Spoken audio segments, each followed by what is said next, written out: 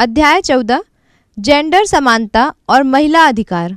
Gender equality किसी समाज की वह स्थिति है जिसमें संसाधनों एवं अवसरों की उपलब्धता की दृष्टि से स्त्री पुरुष में कोई भेदभाव नहीं किया जाता।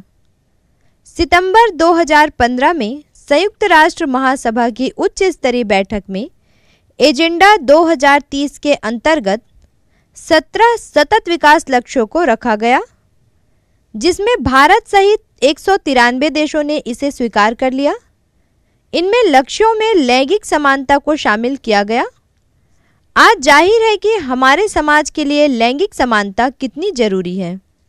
महिला व पुरुष समाज के मूलाधार हैं और समानता एक सुंदर और सुरक्षित समाज की वो नींव है। लैंगिक समानता के बीच में भेदभाव की यह सोच समझकर बनाई गई है, जिसमें समानता तक जाने का सफर बहुत मुश्किल भरा बन जाता है।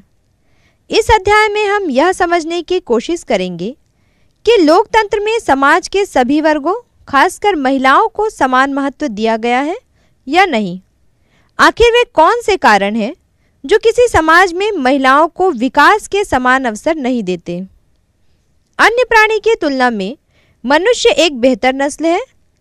यह खुद को जानवरों से बेहतर मानता है। हालांकि मनुष्यों के बीच भी भेदभाव अक्सर देखा गया है। महिलाओं के साथ समाज में पुरुषों के साथ बराबरी का व्यवहार नहीं किया गया और यह लैंगिक असमानता सदियों से चली आ रही है। किंतु हालांकि कुछ वर्षों से सभी मनुष्यों को उनके लिंग के बावजूद समान व्यवहार करने पर बहुत जोर दिया गया। हमने लैंगिक समानता के विषय में अपनी धारणा को बहुत ही संकीर्ण रखा है। हमारे आसपास के परिवेश में हमने पुरुष और महिला के लिए कुछ विशेष अंतर को निर्धारित कर रखा है। ये अंतर विकास के शुरुआती दौर से स्पष्ट दिखाई देने लगते हैं, जैसे लड़के व लड़की के व्यवहार पर, कपड़े जैसे लड़की के लिए फ्रॉक, लड़के के लिए पैंट शर्ट, खेल जैसे लड़कियों के लिए गुड़िया, किचन संबंधित खेल और लड़कों के लिए आउटडोर गेम।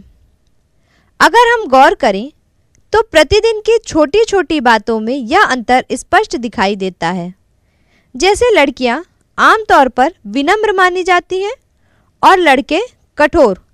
पर यह ध्यान देने योग्य बात है कि इन बातों का प्रभाव बाद में उनके जीवन पर पड़ता है।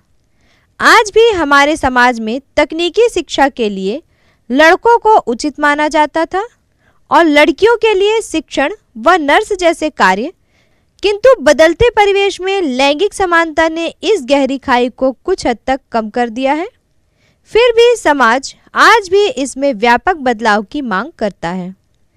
आइए इसे समझने का प्रयास करते हैं। जेंडर क्या है? जीव विज्ञान में सेक्स, लिंग, जेंडर से तात्पर्य उन पहचान या लक्षणों से है जिसके द्वारा जीव जगत को आकार, बनावट, क्षमता के अनुरूप समाज नर और मादा में पृथक करता है।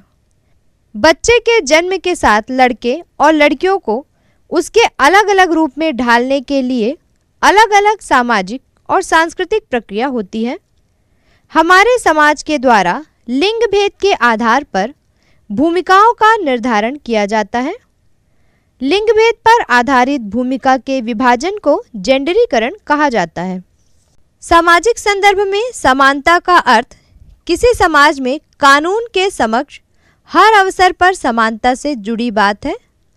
हमारे देश में भी लिंग आधारित भेदभाव बहुत व्यापक स्तर पर व्याप्त है।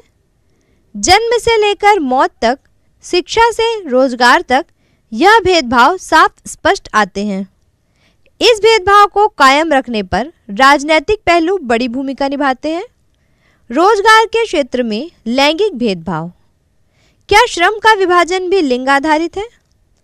महिला पुरुष के व्यवहार व जीवन के फैसले विभिन्न आधारों पर प्रभावित होते हैं। समाज द्वारा लिंग के आधार पर श्रम विभाजन को भी परिभाषित करने की कोशिश की गई है। जिम्मेदारियों के बंटवारे में पुरुष व महिला का निर्धारण समाज के द्वारा किया गया। जैसे बच्चों के जन्म के बाद पालन पोषण में महिलाओं की भागीदारी होगी, इनके साथ घर के काम भी। किंतु एक अलग नज़र से देखा जाए तो माता के साथ पिता की भी इसमें मुख्य भूमिका होनी चाहिए। इसके उलट पुरुष घर के बाहर का काम करेंगे। वे घर के कामों के लिए नहीं बने हैं। किंतु अब स्थिति बदलने लगी है और यह पारंपरिक सोच बदलने लगी है। अगर देखा जाए तो यह समाज के हर वर्ग में इसके उदाहरण देखने को मिलते हैं। जैसे मनोरंजन के क्षेत्र में भी महिला नायिका को पुरुष नायक की अपेक्षा कम पारिश्रमिक मिलती है और इसके ठीक विरुद्ध समाज के निचले स्तर में श्रम वेतन में महिला श्रमिक को पुरुष की तुलना में कम मजदूरी का निर्धारण किया जाता है। आज हम विश्व स्तर पर सतत विकास में लैंगिक भेदभाव को दूर करने की बात कर रहे हैं।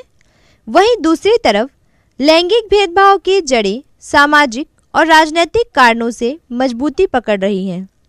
लैंगिक समानता का उद्देश्य पुरुष और महिलाओं के बीच सभी सीमाओं और मतभेद को दूर कर समान अधिकार व समान अवसर को सुनिश्चित करना है।